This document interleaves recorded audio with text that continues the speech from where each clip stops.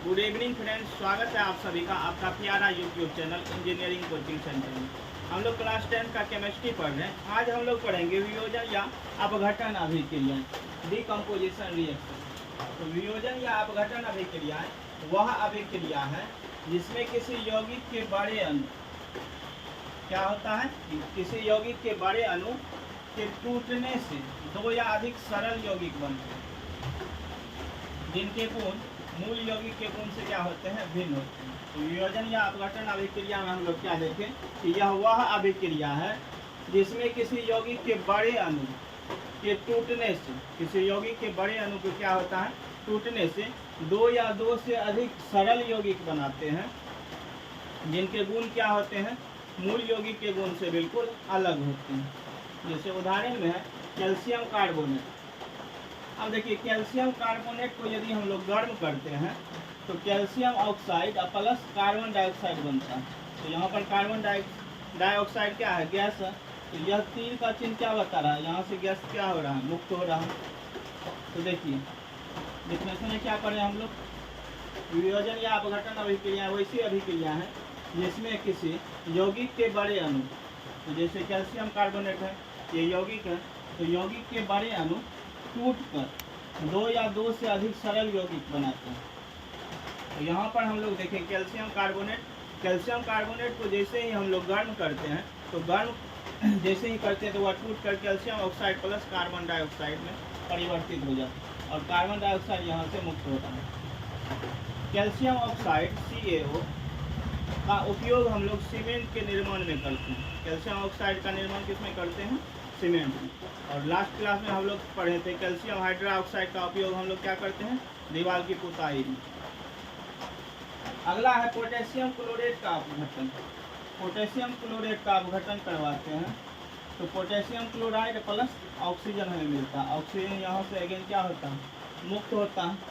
अगला है ferrous sulphate का अपघटन करवाते हैं। यहाँ पर फेरस सल्फेट है, यहाँ पर आप लोग को दिख रहा है 7H2O। तो यह फेरस सल्फेट का क्या है, रवा जल है। इसको जैसे ही हम लोग गर्म करते हैं तो यहाँ से जल क्या होता है, मुक्त हो जाता है। सिर्फ बचता क्या है, फेरस सल्फेट। तो फेरस सल्फेट के साथ क्या है, रवा जल है, फेरस सल्फेट का रवा जल है। तो यहाँ से जैसे ही इसको गर्म करते हैं तो फेरस सल्फेट और जल क्या होता है, इससे अलग हो जाता है। अब फेरस सल्फेट का फिर से अपघटन करवाते हैं। Ferric oxide plus sulphur dioxide plus sulphur trioxide. Ferrous sulphate जो है यह टूटकर बड़ा यौगिक है तो यह अपघटित होकर टूटकर दो या दो से अधिक यौगिक, तो यहाँ पर देखिए 3 यौगिक बन रहा, एक फेरस ऑक्साइड, दूसरा सल्फर डाइऑक्साइड, तीसरा सल्फर ट्राइऑक्साइड। अगला है वैद्युत अपघटन। देखते हैं हम लोग, कुछ धातुएं के द्रवित ऑक्साइड एवं क्लोराइड से होकर विद्युत धारा प्रवाहित करने पर वे अपघटित हो जाते हैं। विद्युत अपघटन में देखते हैं कि कुछ धातुएं के द्रवित ऑक्साइड एवं क्लोराइड से होकर विद्युत धारा प्रवाहित करने पर वो क्या होते हैं, अपघटित हो जाते हैं। इस अभिक्रिया में धातु कैथोड पर एवं ऑक्सीजन या क्लोरीन गैस जो है एनोड पर मुक्त होता है। अपघटन अभिक्रिया में देखें कि यह कुछ धातु के द्रवित ऑक्साइड एवं क्लोराइड से होकर विद्युत धारा, क्या चीज़, विद्युत धारा प्रवाह करते हैं। तो प्रवाह करने पर वे अपघटित हो जाते हैं और अपघटित होने पर इस अभिक्रिया में धातु जो है कैथोड पर और ऑक्सीजन या क्लोरीन गैस एनोड पर मुक्त हो जाता है। जैसे उदाहरण से हम लोग समझते हैं, द्रवित सोडियम क्लोराइड NaCl का क्या लिए, विलयन ले लिए, सोडियम क्लोराइड का विलयन ले लिए। अब इस पर विद्युत धारा प्रवाह कर देते हैं। तो यहाँ पर देखते हैं हम लोग, सोडियम जो है कैथोड पर और क्लोरीन गैस जो है एनोड पर। यहाँ पर सोडियम क्या है, धातु है, तो धातु क्या होगा, कैथोड पर और क्लोरीन गैस जो है एनोड पर। अब है द्रवित एल्युमिनियम ऑक्साइड का विद्युत अपघटन करवाते हैं। अब देखिए एल्युमिनियम ऑक्साइड क्या है, किस रूप में, द्रवित रूप में। इस पर विद्युत धारा जैसे ही प्रवाह करते हैं तो यहाँ से हाइड्रोजन जो है कैथोड पर मुक्त हो रहा है और ऑक्सीजन क्या हो रहा है, एनोड पर। एनोड कैथोड आप लोग समझ सकते हैं, 2 इलेक्ट्रोड रहता है एक एनोड रहता है, दूसरा कैथोड रहता है। ये कैथोड हो गया, ये एनोड हो गया। ये पॉजिटिव रहता है, यह निगेटिव रहता है।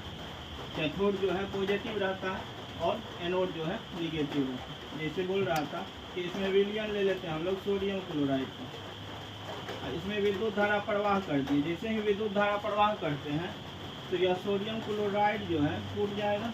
NaCl जो है सोडियम पर प्लस चार्ज और क्लोरीन पर माइनस चार्ज होगा।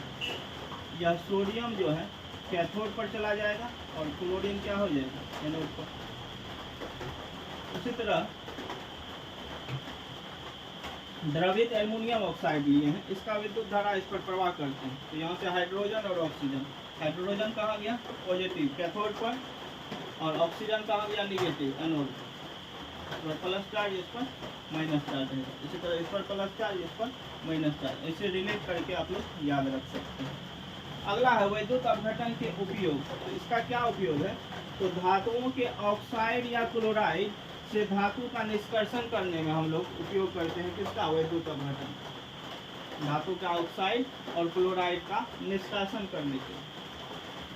अगला है एकल विस्थापन अभिक्रियाएं, सिंगल डिस्प्लेसमेंट रिएक्शन।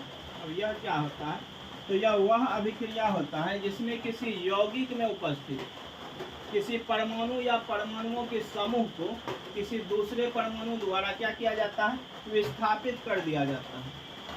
उसी को हम लोग क्या बोलेंगे, एकल विस्थापन।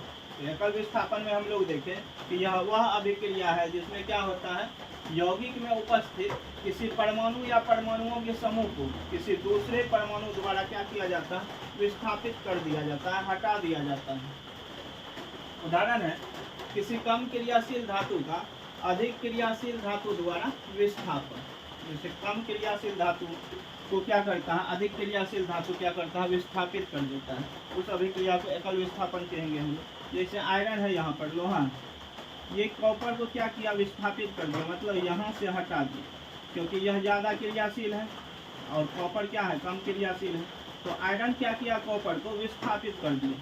तो यहाँ पर पहले यह आयरन था प्लस कॉपर सल्फेट था, यह दोनों अभिक्रिया किया तो आयरन क्या किया, कॉपर को विस्थापित करके यहाँ पर खुद आ गया, कॉपर को हटा दिया, आयरन खुद आ गया। तो अब ये क्या हो गया, आयरन सल्फेट या फेरस सल्फेट, कॉपर क्या हो गया यहाँ से अलग हो। अब देखिए कॉपर और सिल्वर नाइट्रेट लिए, तो कॉपर जो है सिल्वर से ज़्यादा क्रियाशील है, तो सिल्वर को क्या करेगा, चांदी को यहाँ से हटा देगा, बोलेगा भागो तुम्हारा कोई काम नहीं, तो भगा दिया यहाँ से सिल्वर को।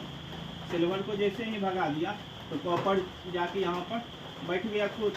अब देखिए कॉपर नाइट्रेट बना। तो इस अभिक्रिया में क्या देखें हम लोग, एकल विस्थापन में, कि इसमें परमाणु या परमाणुओं के समूह से दूसरे परमाणु द्वारा क्या करता है, विस्थापित करता है। परमाणु या परमाणु के समूह से दूसरे परमाणु को विस्थापित कर दिया। इसमें देखिए आयरन जो है कॉपर को विस्थापित कर दिया, हटा दिया। इसमें देखिए कॉपर क्या किया, सिल्वर को विस्थापित किया। उम्मीद है आप सभी को समझ में आया होगा अच्छे से। तो हमारे वीडियो को लाइक कीजिए और चैनल पे नए हैं तो सब्सक्राइब कीजिए।